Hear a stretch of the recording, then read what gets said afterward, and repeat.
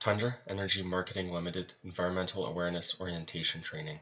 In this course, we will cover training objectives, environmental commitments and responsibilities, environmental management program, environmental resources, environmental issues, and site-specific environmental documents. Training objectives. Inform employees and contractors of their commitments and responsibilities regarding environmental protection. Familiarize employees and contractors with the TEML Environmental Management Program. Identify key environmental resources, and outline potential environmental issues.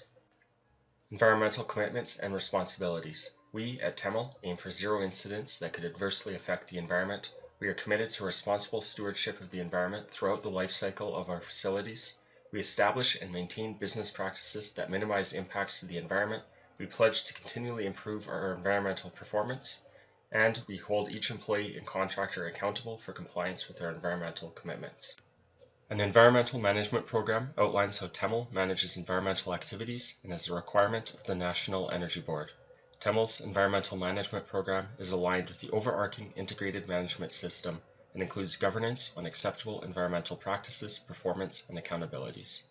TEML has various resources to support the environmental management program, including a full-time environmental professional, environmental contractors and consultants, environmental training, environmental management program, field operations and maintenance manuals, and environmental guidelines for construction, and regular environmental inspections and audits. The TEML field operations and maintenance manuals are intended to establish the environmental requirements that must be met when performing work for TEML.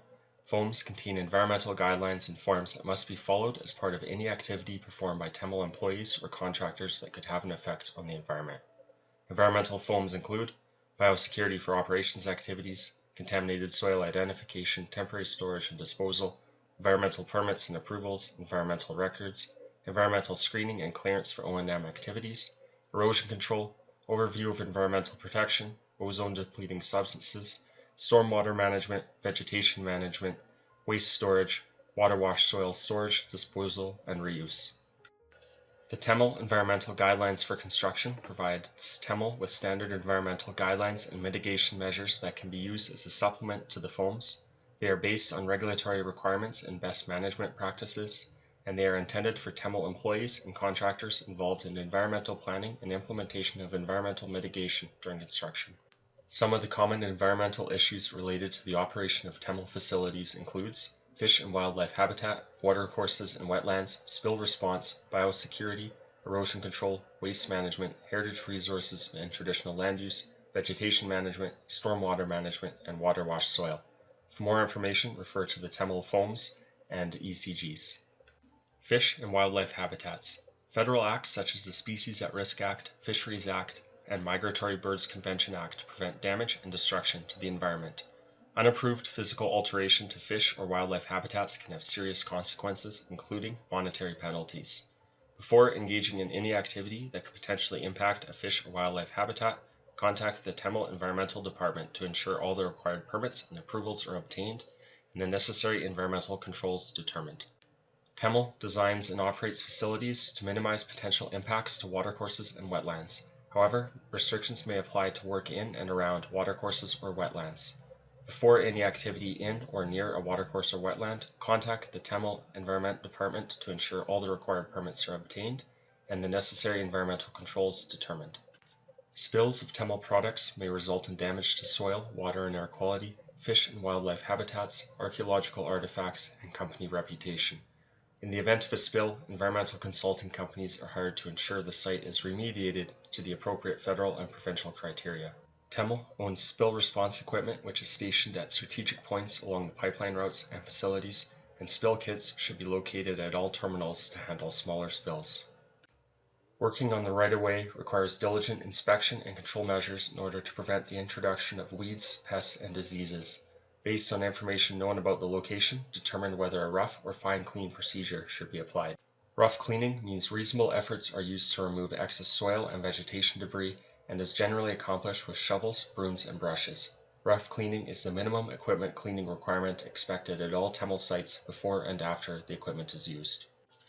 Fine cleaning means soil and vegetation debris has been removed to a rough, clean condition, the equipment has been power washed or steam cleaned to remove the remaining soil or vegetation debris, and parts of the equipment that came into contact with the soil have been misted with a 1 to 2% bleach solution or equivalent. Fine cleaning is the equipment cleaning requirement where biosecurity may be an issue.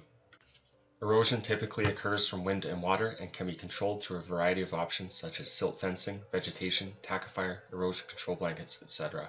Erosion control is necessary to contain excavated soil on site, prevent and minimize erosion, prevent sediment from entering wetlands or water bodies, and prevent pipe exposure. Waste management. Applicable federal and provincial waste regulations must be followed when handling waste.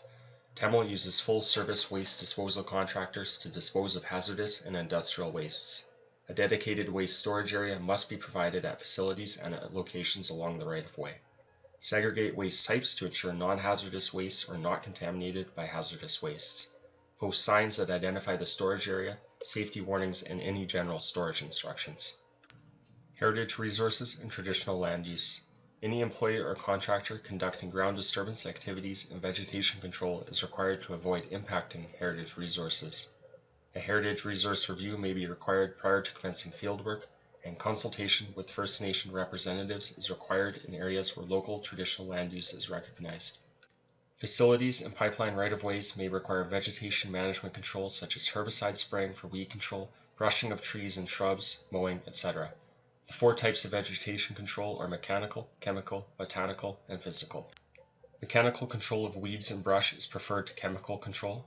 For chemical control, herbicides must be applied by licensed applicators. Retain a copy of the applicator's license at the applicable office.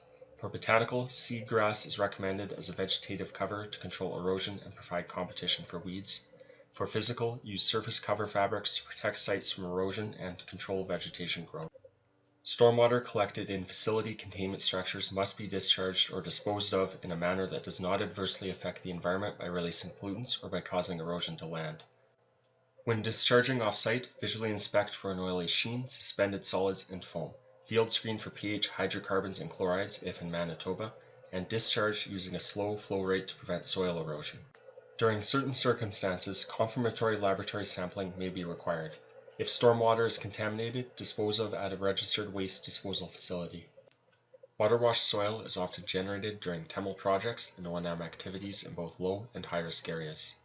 In low-risk areas, there are limited underground facilities and a low potential for historical contamination. In high-risk areas, there are significant numbers of underground facilities and a high potential for historical contamination.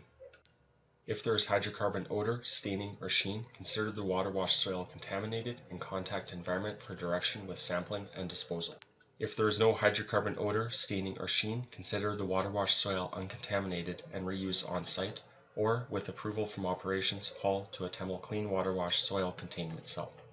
Site-specific environmental documents. During certain environmentally sensitive projects and O&M activities, site-specific environmental clearances are developed to ensure environmental protection. Information in an environmental clearance may include regulatory permits and approvals, mitigative measures, survey drawings, etc. For larger projects, more detailed site-specific environmental documents may be required, such as an environmental protection plan, environmental and socio-economic assessment, etc.